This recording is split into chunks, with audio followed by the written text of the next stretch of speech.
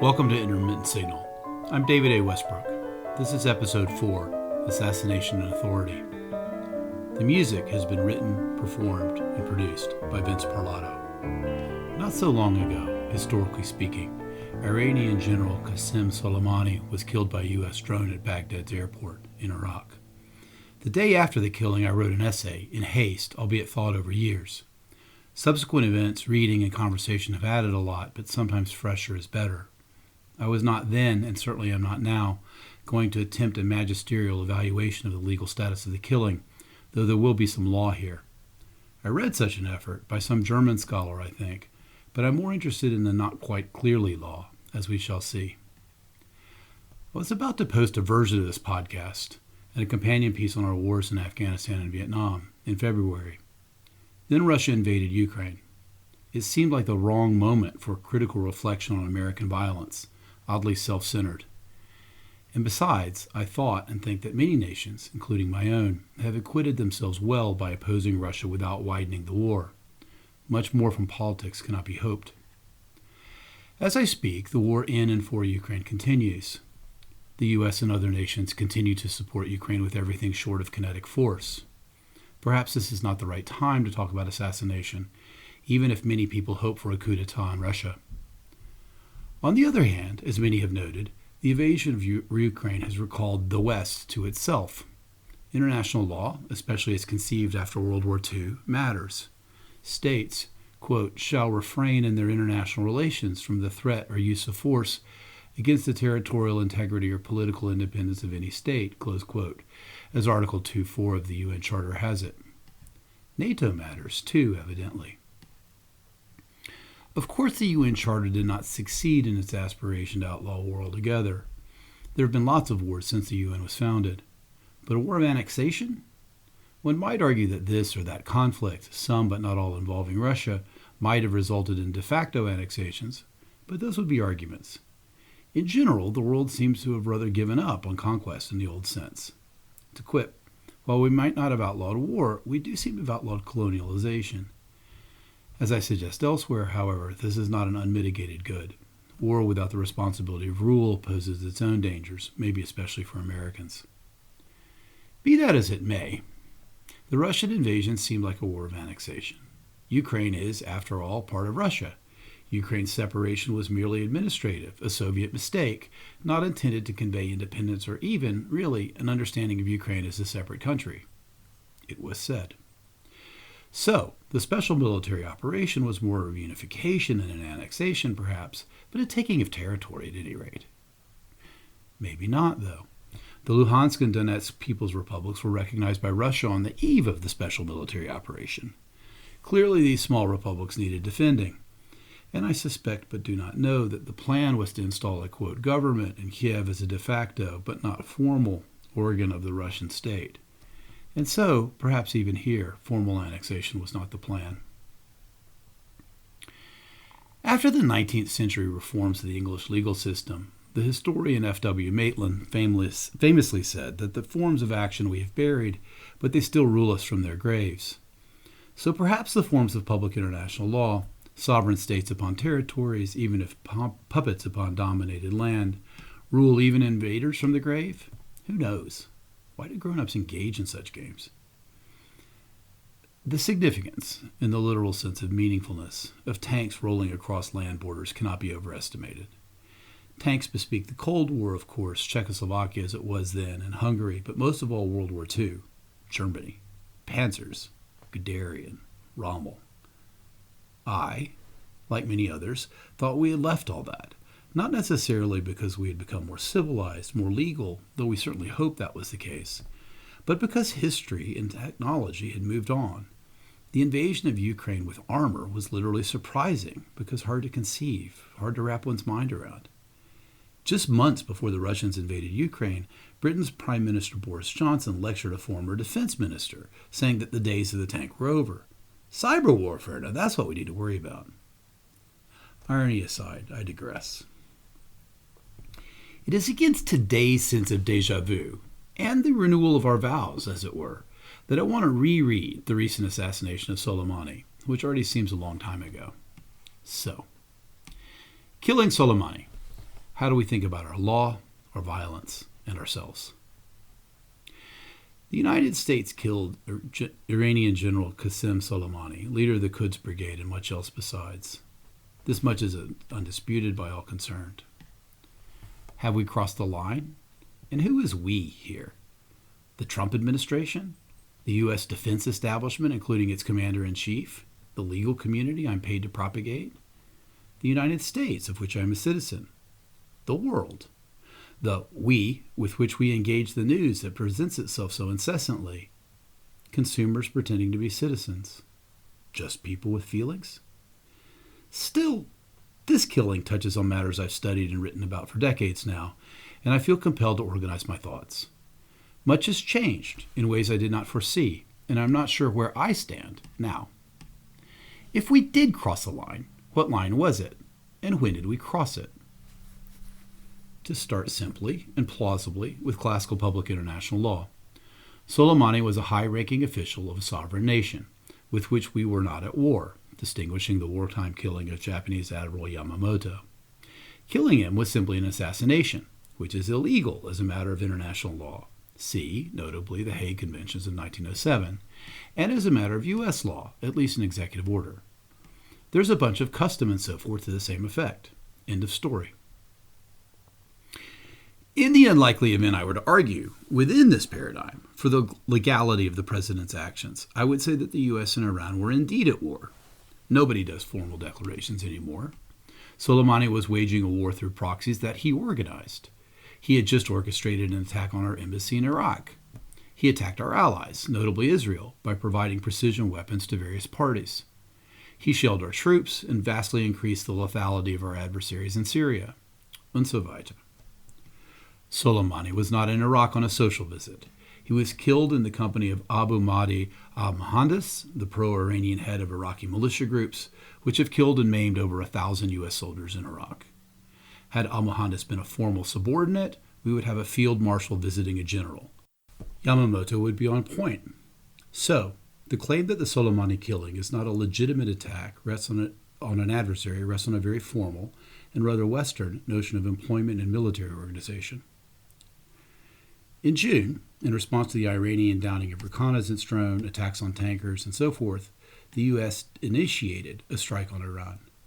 Evidently for political reasons, President Trump called off the strike only 10 minutes beforehand, shocking the Secretary of Defense, the Vice President, and so forth. The point is that attacking Iran directly has been on the table. In defending its decision to kill Soleimani, the administration took a somewhat different tack and claimed, plausibly, that he was planning further attacks. Killing Soleimani, then, was an anticipatory act of self-defense. Such acts are discussed in public international law under the rubric of the Caroline Affair of 1837, a contretemps between Great Britain and the United States on the Niagara River, and the subsequent exchange of diplomatic letters. The upshot is that anticipatory actions must be proportionate and a response to a, quote, imminent, close quote, threat. And around this point, the media, members of Congress, and others argued, speculated, bloviated. At this point, we're down to judgment calls. In his most interesting column that I have read, Thomas Friedman suggested that Soleimani, by facilitating the militia shelling U.S. forces, was attempting to bait the U.S. into overreacting in Iraq, thereby increasing Iraqi support for Iran. The U.S. ignored the bait and instead killed Soleimani himself. Proportionate? One can easily argue both sides, if so inclined. I'm not inclined to go on. At some point, this becomes what a dear friend and a great international lawyer calls plumbing. It requires skill, but what are we really talking about? If you happen to care about my opinion, I'd call it an assassination and say it was illegal, but I'm kind of old-fashioned. The problem with the foregoing is its pure artificiality, like arguing over the rules of whist at the World Cup. Understandably, most people want to know what the consequences of this action are, rather than the act's precise status in international law. One's immediate thought is that killing a high-ranking Iranian official will provoke a dramatic counterattack from Iran. Perhaps, but perhaps not. Soleimani was not killed out of the blue.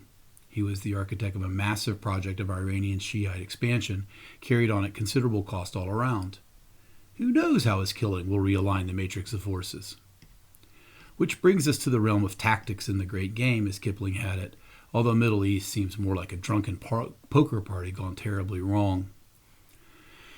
In a revealing interview, Democratic Congressional Representative Alyssa Slotkin, a former CIA analyst who served under both the Bush and Obama administrations, discussed the rise of Iran and Soleimani and the U.S. intelligence community's long-standing concerns.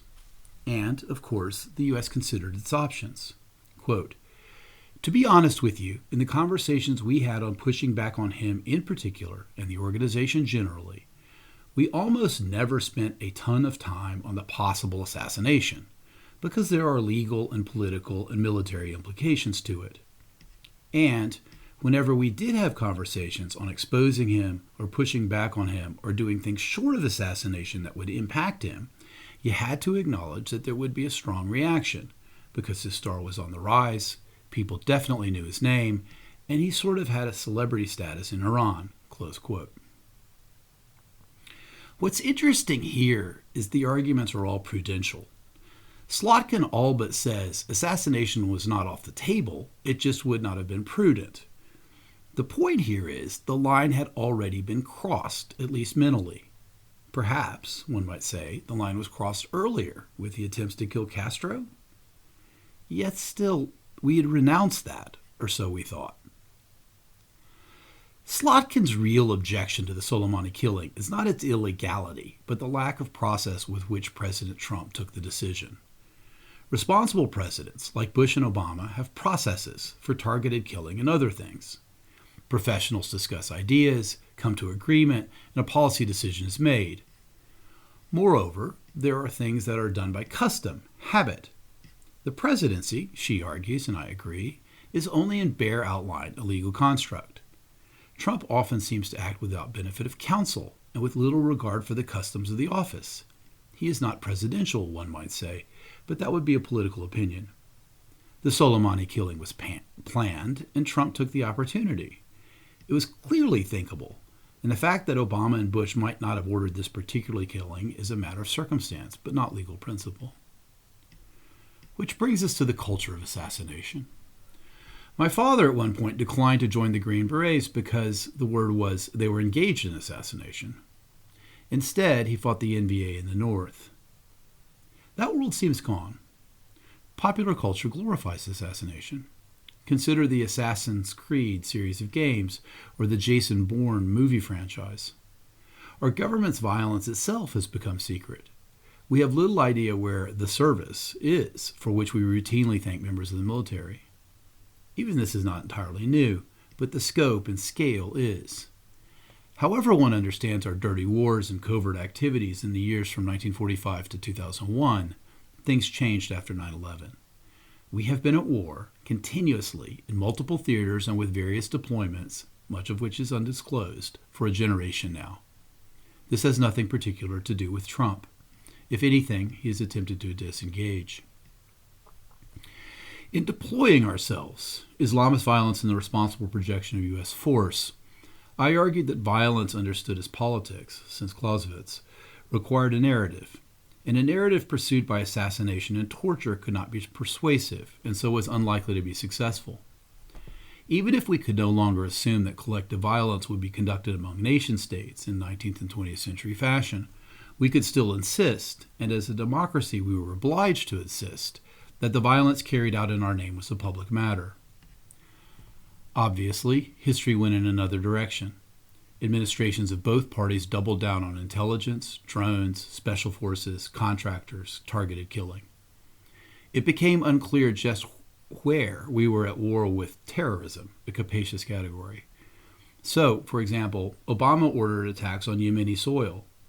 When the Trump administration wanted to pull forces out of West Africa, none other than the New York Times looked askance. Little, if anything, in history is completely new. Since 9/11, the U.S. defense posture has been essentially Israeli, or, if you prefer, Byzantine. Once a threat deemed sufficient is identified, we send a bowstring, or as we now call it, even more poetically, a reaper. All those video games with their fantasy imagery.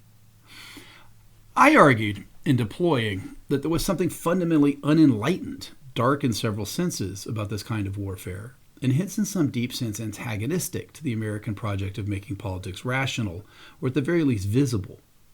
But that argument, almost a generation on, appears to be lost.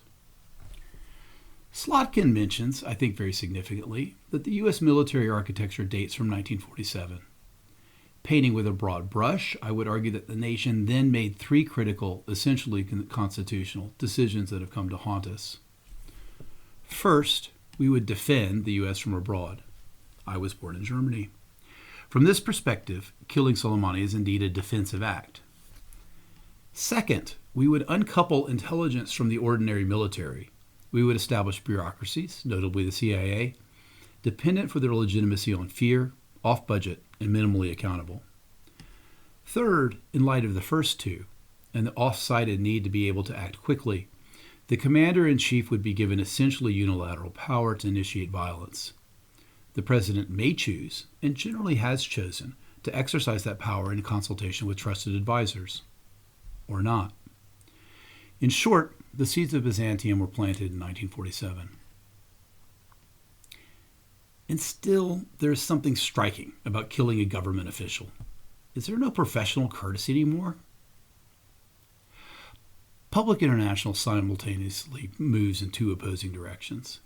First, and most obviously, public international law seeks to rationalize and so constrain the actions of states, thereby, it is often said, reducing that mystical quality known as sovereignty. Second, and conversely, however, public international law reinscribes the state as the essential locus of political life, notably in its insistence on the inviolability of borders and, evidently, officials. Hence, it is one thing for Obama to take out an al-Qaeda base in Yemen. It is another thing for Trump to take out a government official. All adversaries are not equal in the eyes of public international law. Terrorists, like pirates, are not representatives of a sovereign and therefore have no real role in the system. Consequently, killing them does not present a systemic problem. Presidents before Trump engaged in targeted killing in countries with which we were not at war, under some notion of preemption, with little regard for proportionality, and often in secret. Many of those who are so clear in their condemnation of the Soleimani killing paid little attention. In killing a government official, once again, Trump displayed really bad manners. Appearances matter. As should be clear by now, the architecture of violence envisaged by public international law has little to do with how the U.S. conducts its military affairs. As suggested above, arguments can and will be made that U.S. violence is in accordance with international law, but such arguments are for lawyers, for the most part formalistic, occasional, tend to be disingenuous. I'm not arguing that there's no law here. Everyone involved is legally defined, and most have bounds they will not cross, as the Navy effort to prosecute a SEAL for killing a youthful prisoner attests. But the law is not what we say it is, and instead seems a far more shifting and obscure thing at the edge of collective consciousness. Nor does it seem that any party of the Middle East conflict, or China, or India, or Russia, think and act through the imaginary posited by public international law. Surely Soleimani thought and operated through proxies and shifting alliances, and violence instantiated in countless ways besides a declaration of war delivered diplomatically. And surely, therefore, he thought he was in play. In all of this, The Hague is very distant. Europeans claim to think in classical terms, but French and British involvement, at least in Africa, seems more complicated. And European operators, paid in sundry ways that may be deemed more or less national, flood the bars of Nairobi. While bad manners are to be lamented, the problem is structural. Violence simply is not exclusively organized by unitary nation-states. There are terrorists, militias, proxies, contractors of various sorts. Nor are states all that unitary. Nor are states all that equal in their capacity or responsibility to project force. Writing between the world wars, Weber defined the state as the holder of a monopoly of legitimate force upon a territory. But the world changed, not least because the power to declare war was moved to the international plane. Europe integrated. NATO. Non-state actors emerged. Cyber warfare, with complicated relations to state actors, emerged, as did terrorists of many sorts, and counter-terrorists too, more or less authorized by some state, to say nothing of armed populaces with their own legitimacy, and so forth. In getting through security, counterterrorism, bureaucracy, and a sense of the modern, Mark McGuire and I take issue with Weber's definition, and try to think through the more complicated political economies of force that obtain in places like Nairobi and London, and for that matter across the United States. This too is what globalization means. The nation state is hardly the only actor, even when it comes to war. It is unclear, to me at least, where we go from here. Surely we should condemn Trump for his lack of breeding and lack of caution. It is one thing for a few Iranian nuclear scientists to die under conditions of plausible deniability, and quite another to take credit for killing the second most powerful leader in the country. If we normalize decapitation operations, it will be very difficult to get business done. But that hardly addresses the deeper problem. The intellectual structure of public international law that would claim to regulate violence simply does not speak to the structure of our own violence. What, in an event like the Soleimaini killing, we claim to be our law substantially fails to engage our practice, or, evidently, our aspirations. What would an international law that addressed the mixed political economy of force in which we now live look like? The 19th century classical imagination, even as modified in the 20th century, had the benefit of schematic clarity. No such imaginary appears available for our world, such as it is, at least not to me, today. Well, that was then. Today was January 2020, just before COVID swept the nation, before the killing of George Floyd, before the full-bore craziness of the election, before the Capitol riot, before Russia invaded Ukraine, and before we rediscovered the virtue of international law of the post-world liberal order. In condemnations of the Russian invasion, it is sometimes remarked, with an air of knowing cleverness, that the U.S. does not have clean hands. After all, the U.S. invasion of Iraq, the Second Gulf War, was carried out under false pretenses and was therefore illegal. It seems to be important, perhaps because we are all spectators, to establish and express our feelings about events, to exercise moral judgment. This is odd, but for the record, I too am against invasions. That said, it is not quite clear what "but the U.S. invaded Iraq" is supposed to mean in the context of the Russian invasion of Ukraine. Assuming that the U.S. merits just as much condemnation as Russia, assuming that we are spectators like little gods capable of weighing such things, the comparison is silly, most simply for the reason that I hope your mama told you, 2 wrongs don't make a right. The U.S. invasion of Iraq decades ago is irrelevant to the Russian invasion of Ukraine last month. Other invasions by other people in other places at other times are also not the point. One might, I suppose, argue that the use of force, legal or not, is the way of the world.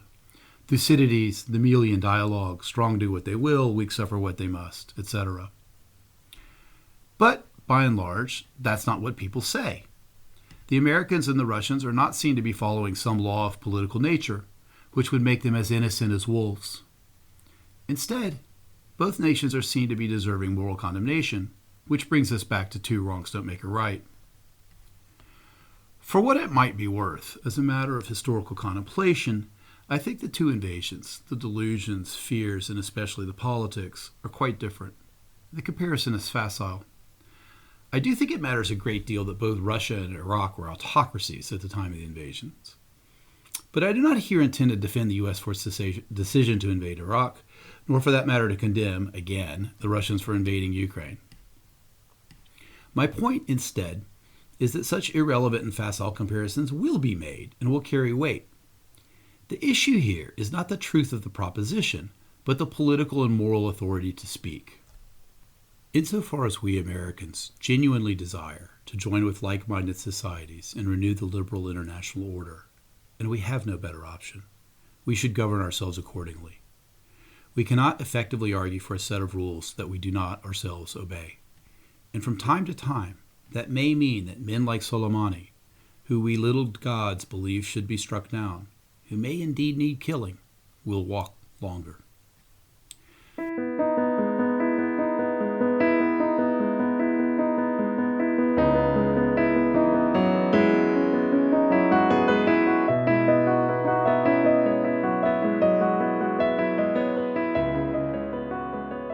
This has been Assassination and Authority on Intermittent Signal. Music written, performed, and produced by Vince Parlato.